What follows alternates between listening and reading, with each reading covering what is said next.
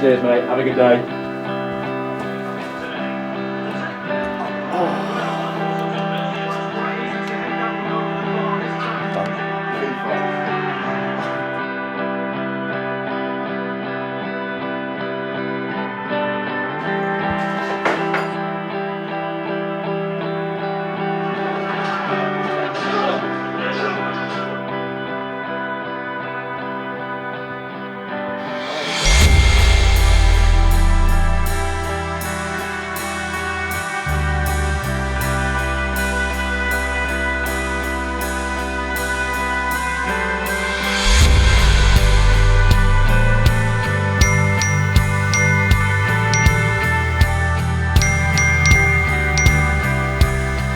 Oh, I can't wait, I genuinely can't.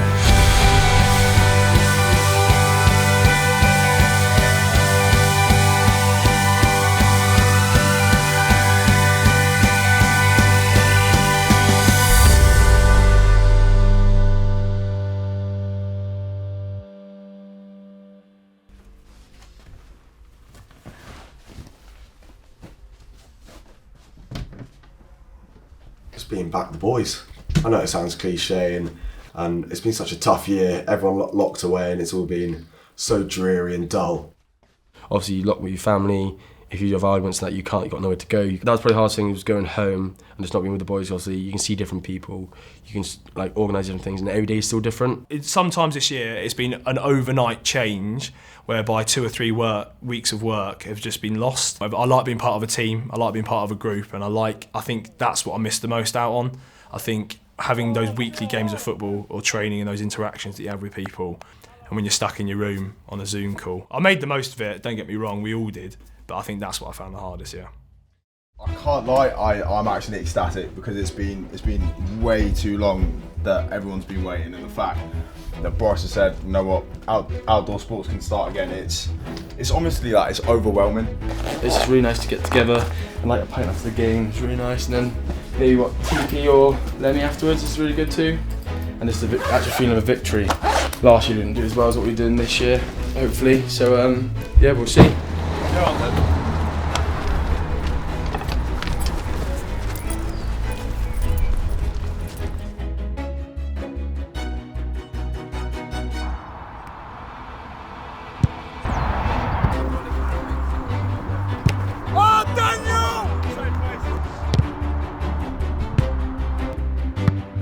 The football club is sort of my support network within uni, out of uni, all the friends I have. My family live in New Zealand, so lockdown, it's just me on my own. So not having football and socialising and stuff like that, as tough as that can be. But every time we get a run out, I'm just excited to be kicking a ball again. Welcome to the inaugural Bleed Green League final. We finally have competitive football back, and today's game is the 2s versus the 3s, one of the club's biggest rivalries. Although behind closed doors, it's set to be a spicy affair. The 2s will be lining up in the green and the 3s in the sky blue kit.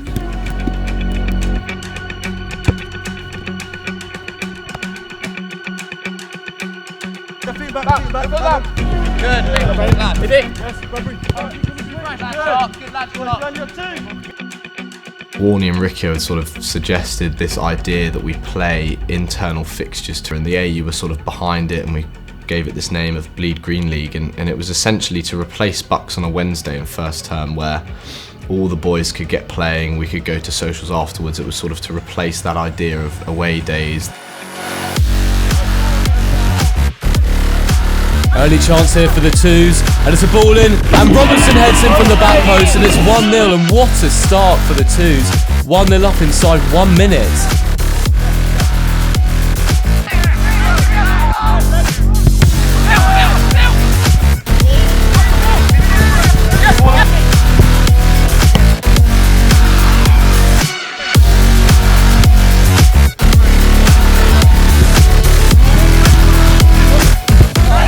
There goes the half-time whistle, and the 3s are lucky to only be 1-0 down here. Mate, you and Bull have both done it. When you drive with the ball, and then he has to come to you, and then the winger's in every time. Individually, lads, I think we're winning most of our battles all over the pitch. It's just that quality in the final third, as Toby said. But if you've seen what happens today, when we hit a midfielder's feet from the centre back. Because we can play football, boys. All of us here know we can play football. And we've Get out of them in the first 5 to 10 minutes, boys, because they're going to look to stay in this game as long as possible. And the second goal is absolutely vital. I know it sounds really cliche, boys, but it just gives us that breathing space where we relax. Big good five now, lads. Come on.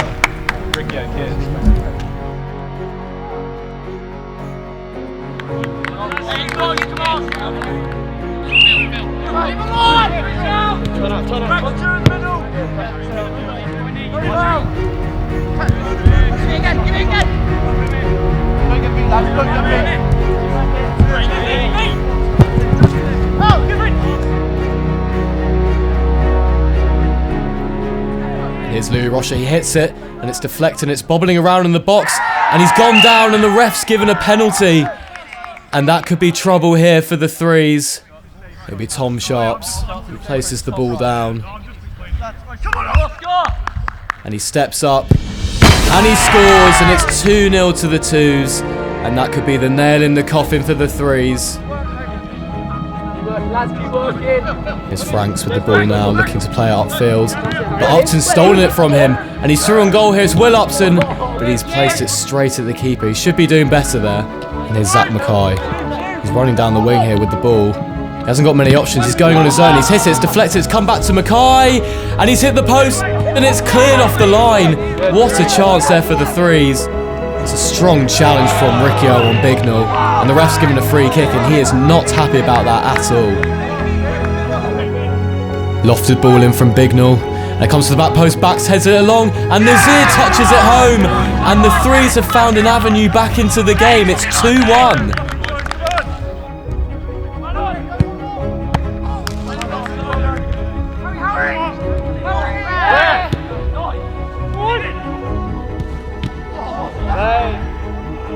Driving into the box here, and that's a lazy challenge from Riccio, and it is a penalty to the Threes.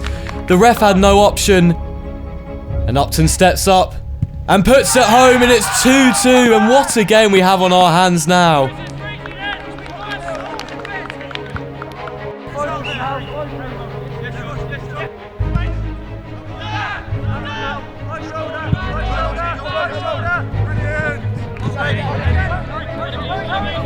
And the Threes are straight back on the attack here, looking to potentially find that winner. And that's a free kick for the pull of the shirt. Free kick by Bignell. It's another dangerous balls, and Barnes heads it in! It's 3-2 to the Threes. Who would have thought from 2-0 down that they would come back to take the lead here? Heads on.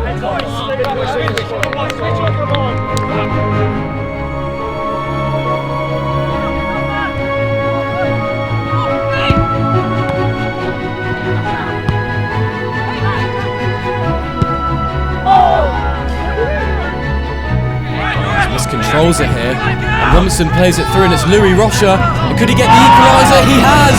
It's 3-3. Oh, but it's been given offside. And the hunt for the equaliser continues for the Twos.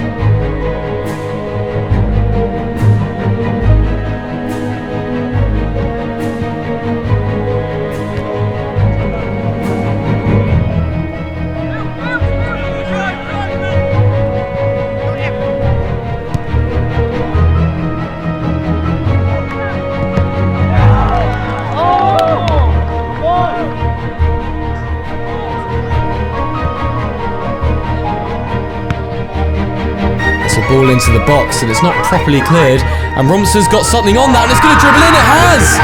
It's 3-3, and the Twos have found their equaliser. A calamity at the back from the Threes, and Oscar Atkins will be so disappointed with that.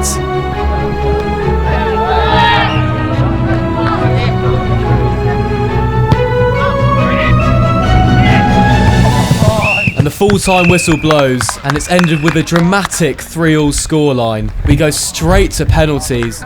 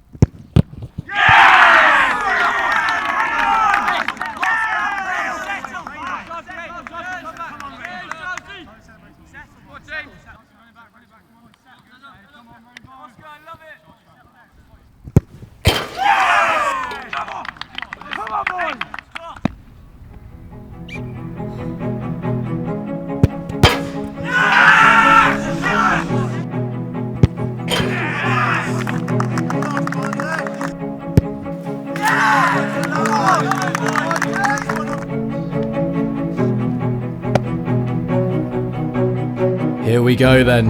This could be the decisive penalty. It will be Will Upton with potentially his final kick for EUAFC. He's already scored from the spot today. Can he do it again? It'll be Will Upton. He steps up. And he slots it home, and the Threes have done it. And look how much it means to them. They have won the Bleed Green League final. And that is a massive moment for the Threes.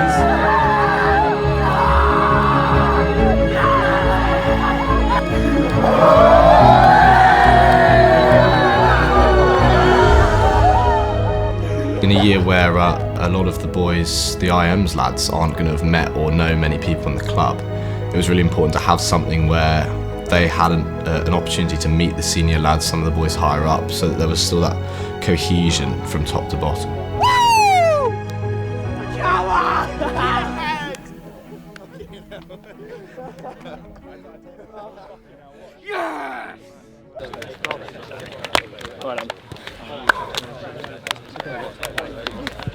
I think, yeah, everyone's bought into it because this is the only competitive football they've had. And, you know, for people in the lower teams, this is a great opportunity to get some exposure. You know, you've got people playing in the reds and the whites who are playing against the threes and the twos and things. And those people that you'd never usually have watch you play. So for those who are, you know, pushing for teams higher up next year, it's been a great opportunity.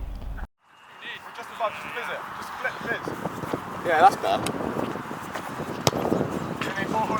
Football's always been my primary sport. It's the family sort of link. Like, they all love football. As in, my mum's a Blackpool fan. My uncle still works for Blackpool Football Club. My granddad was a league ref. But it's just one of those things where I just grew up, and it's just always been what we would do. I've been playing since I was 4. I play with my brother. My dad comes to watch. My mum makes the chili in the kitchen. So it's very much a family-orientated thing. Oddly enough, I didn't really have a footballing background from my family, unlike the others. For me, my dad's a massive rugby bloke. My mum hates football. She calls it oik ball. It was actually my grandma, who is possibly the most Scottish lady you'll ever meet, and had a massive crush on Sir Alex Ferguson. So when I was living with her when I was younger, I used to get involved watching the games with her. She never quite understood the whole replay concept, so we'd score a goal, they'd show a replay, and she'd get up and scream, "They've done it again," sort of thing. So that's where it came from for me. Immediately loved it, went from playground football to, you know, playing first team school football in a couple of years. And that's where it really came from. So for me, sort of coming to uni, football was what I loved doing, and being around people who love football, that's just where I wanted to be. For me, it's always been football and cricket. When I was younger, played a lot of football around a few academies, and it sort of came to that age at 15, we have to make that judgment call on whether you're fully committing to football or cricket. Football, I think, has always been my main passion, so that's where it all began, really. And yeah, since then, I followed the path of an EUFC Ranger.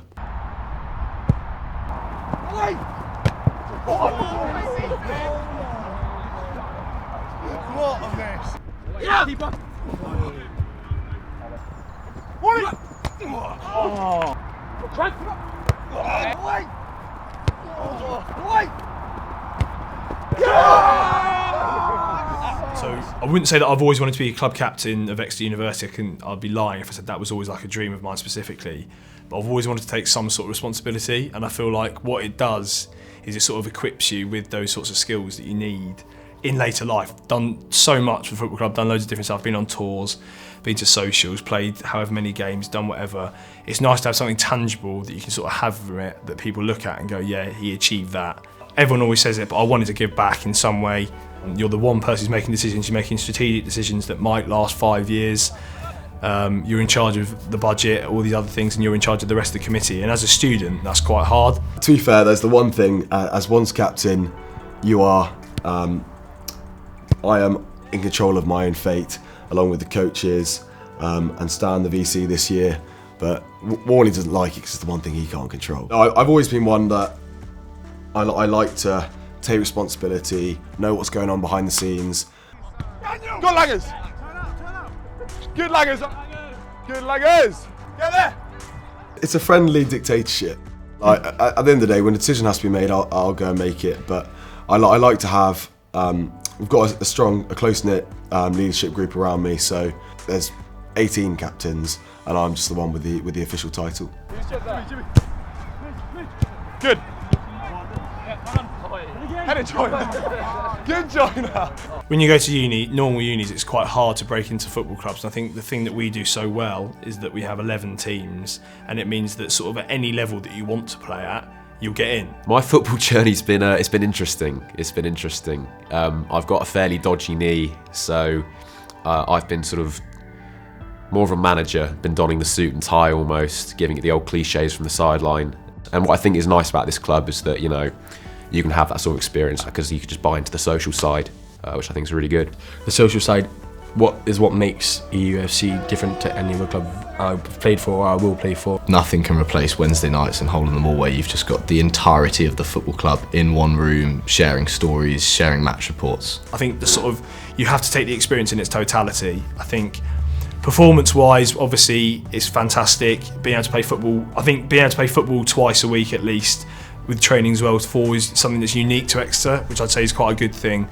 But I think genuinely, because the club is so much about what's on and off the pitch, it's probably the best thing. I need to play in a team where it's not all about, it can't all be social, because I want to get that sense of achievement, but at the same time it can't all be performance, because you play sport to enjoy yourself, to spend time with people. And so I think the ability of the football club to facilitate both those things is the thing that means the most to me.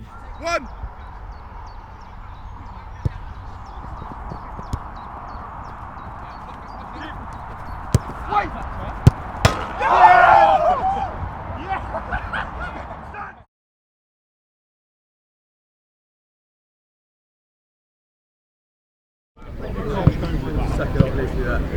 When we're stepping up, check your shoulders. Loads of times, 3 men backwards. Everyone just check your shoulders. Okay, how are you feeling about the game today? Yeah, no, looking forward to it. It's a great opportunity to bring back some silverware after a heavy couple of years to the club with COVID and just lack of competitions. But yeah, I'm looking forward to it. Hey, all game, positive noise, eh? I think it'll be a very close game. I think it'll be a very tough game. We've played Timmouth for probably the last 20 odd years. They've always been a very sort of physical side, very skillful side, and they don't give in at all. So I think it will be a very tough game. It's a cup final, anything can happen. You can't call it. Two good sides, both a long road to get here, so yeah, let's see what happens at kick-off. Okay, happy? We're done, mate. Let's go. All right. Moments away from kick-off here in Timmouth. Exeter full of confidence after a 6-0 win in their last game. But as you know, anything can happen in a cup final.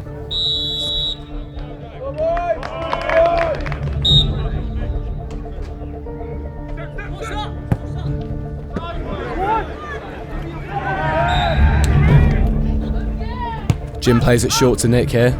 He holds it up well. Oh, it's a lovely back heel. And it's played to Dan Rawson. Oh, he's hit the bar.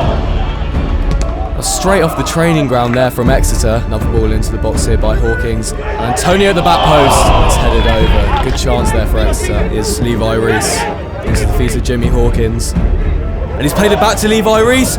Oh, and he's slotted it in the corner. And Exeter have made that pressure pay. And look how much it means to him. Exeter go 1-0 up here.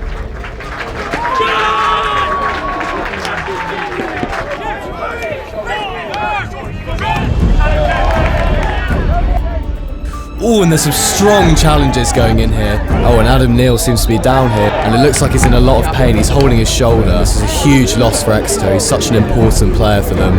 Free kick on the edge of the box here for Timmouth. He hits it. Oh, and it's a beautiful goal. It's top right, but that is not what Exeter needed. It's a hammer blow just before half time, and now this game is going to get very interesting.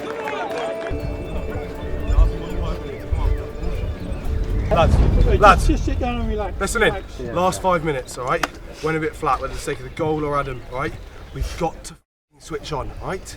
We've got to switch on. We can't let the game pass us by. If we do that, waste the whole season, right? So I'll tell you, the last 5 minutes we all went timid, and they smelt it. They smelt it, and they were on it like a rash, lads. Right? We bossed the game. We should have been 3-4 up, right? That doesn't matter.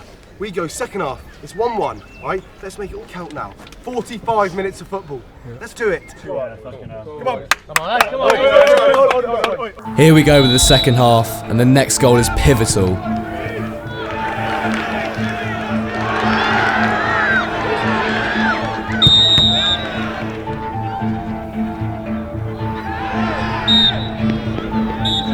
Jimmy was standing over it here, and it's the left footer. Oh, and he's hit the bar. Well, it's a great challenge from Stan Cunning to win the ball back. Kingswell running onto this one, and the keeper just gets there in time. Oh, and that's a dangerous challenge. And Exeter really can't afford to lose another player here to injury. And the ref really needs to take control here. It's boiling over. Timmouth on the attack here. And the ball comes in, and at the back post is a header. Oh, and that's devastating for Exeter. Oh, and the keeper's come a long way here, and he's taken the man and not the ball. And the ref has a really tough decision here. That could be a red card. And it looks like it will be a yellow card. And I think that's the right decision. The man looked like he was running away from the goal. Locals aren't happy with this. Kingswell with the ball in, and Reese at the back post. And Rawson on the edge of the box, hits it. Oh, and it's gone through the keeper's hands. And Exeter have equalised. That is exactly what they needed. And they are right back into the game.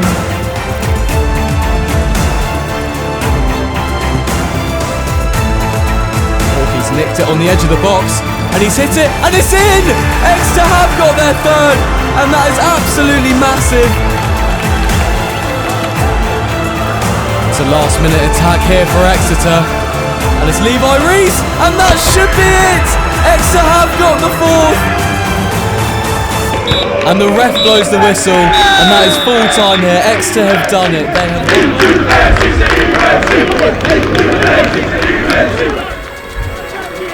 I love you today. I love you.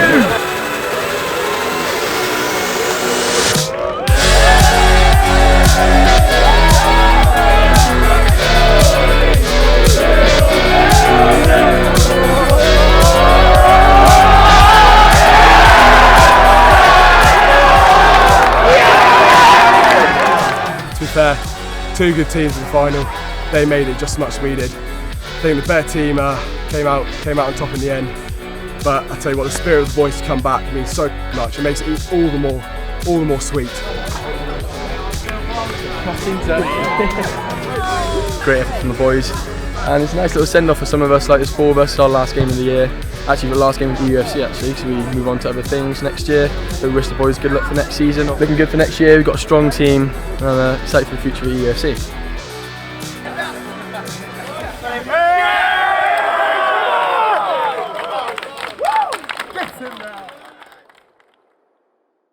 What were your feelings in the lead up to Saturday? Nervy. It was nervy. There was a lot riding on it. There was a lot, and I'm glad. I'm glad it came through in the end, because I thought we'd bottled it at one point. I think we were always the favourites, but one thing about the university is no one wants to lose the university, and no one wants to see the uni boys winning, because we're students at the end of the day. We're students taking over their city. But yeah, God, I'm still a bit speechless about it, really. I'm still processing it. But no, celebrate it as we know how. In the piece with everyone around us. No, what a day. Everyone comes to support. It made it for me. I think at the tail end of this year, we've seen sort of snippets of what we've been missing. Obviously, we had the final on Saturday where we had about 100, 200 people turn up, just massively buying into everything that, you know, the ones were doing. And the atmosphere on the sideline was pretty special. The fact that we played away as well, 35 minutes, some people got trains, some people car shared, things like that. The effort they've gone to like actually get to the finals, watch us, like scream chants, EUFC, things like that. They've always been really good. Even if they can't come watch, they're always sharing posts. They're giving us like good luck messages prize. Like Max Johnson couldn't make it, he still put in the group chat, as anyone in this group chat who's playing, good luck. Like, it's very respectful. Like, appreciate it so much. When you retire or when you finish your life or whatever, I think you want to be able to have those achievements, and obviously we won that cup, and that's one of those things that you just remember forever. I mean, I think Dan scored an absolute screamer, and then Jimmy's tried to do his own version. I just saw an opportunity, really. Their centre half, a bit arrogant on the ball. I was like, you know what, I'm going to go and press him. Flicked the ball away from him, picked his pocket. I think the ball sort of come across him. He's tackled the defender, it's fallen, you know, off his shin to him. I've gone, I've just spotted that tiny gap. That's all you need. He's had a swing with his left peg, which, you know, sort of 1 in a million from Jimmy. And I've gone, you know what? Lefty's corner, back myself, weak foot. There's no such thing as a weak foot. And you go, bomb corner. He hasn't really caught it cleanly. It's sort of spinning along the floor. Keeper's had a case of, you know, Kit Kat fingers. got a hand to it, couldn't keep it out. And I'm sure Jimmy he'll try and make out like it should win the Puskas award, but you know, that's Jimmy. Everyone went wild, especially myself. I think I wrapped my legs around Dawson's neck like a little baby. I tell you, I was probably crying, but I wouldn't tell anyone else.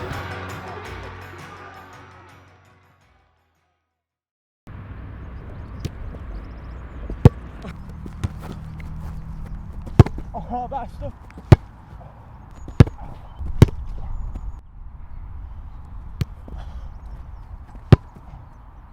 Oh! You're fucking... Finally! Yes! I think next season it'll be interesting. Obviously, just getting that feeling of normality back. Everyone buying into it and having fun. Bucks Wednesdays, you know, the coach journeys, going to hole in the wall afterwards. It's sort of been a tradition. It's been something that, you know, these boys haven't had before. And now that we've missed it for a year, it'll almost mean more. But having that sort of togetherness again will be good fun. I think my house next year, obviously, I'm living with all the fourth years who can't let go, amongst George, unfortunately, who nicked my bedroom. How do you see like Harry and Jacob going next year? Oh, well, I mean, I'm probably going to be butting in as every opportunity that I can, much to Harry's annoyance, considering we're living together. There's a floor in between us, and there'll be plenty of space between us. But yeah, I mean, it's hard for me. A normal club captain goes and leaves, and I'm very lucky. Joe Henley, who's the club captain before me, who I think is loved by almost anyone who's ever met him, and the club is all eternally thankful for him. He's been a constant source of support for me. And I'd like to think that I can be the same for these two boys. If I'm honest, I don't think they'll need it. I think they know exactly what the role means. I think they're in a far greater position than we were when we started, for no fault of people before me, but just because of praising them. They know what it takes to be a good club captain. They both love the club. They've both been through all levels of the club. They started very much around about the bottom in those fresher teams and worked their way all the way up to the top. I think, to be fair to Warney and Riccio, their legacy this year is almost that the ship didn't sink. So massive respect to them for that. You know, he's really trying to sort of push this one club mentality, where no matter if you're in the 11s or the ones, there's a place for you at this club, and everyone, it's not cliquey. So ones players can go for drinks and beers with eights players, for example. I'm very keen to keep that going. And for me, I almost get the reward of their good work, because I sort of inherit quite a healthy club in a good position, and hopefully a fairly good year where we can build on what we've done and sort of move on and upwards.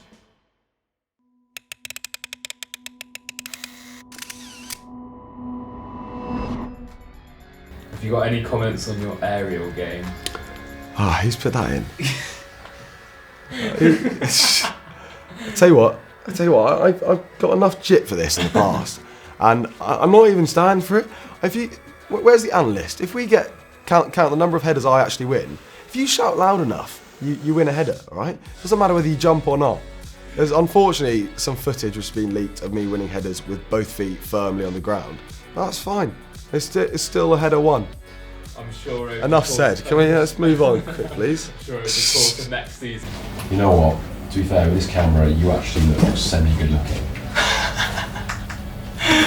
Mate, this is what it's like in TP at about 12, right? A few drinks, really get into my element, and then at about 12:30, it all goes crashing down. If you looked at a graph, it'd be like, oh yeah, no. And then at about 3 in the morning, when I'm in Mega Kebab, I'm a 1 out of 10. Loaded up. You get to go action as well. Really? I didn't say action. Can I have a photo, please? Can you get a photo of me, please? I'm not pretending. I'm not. Yeah, what's it? And action.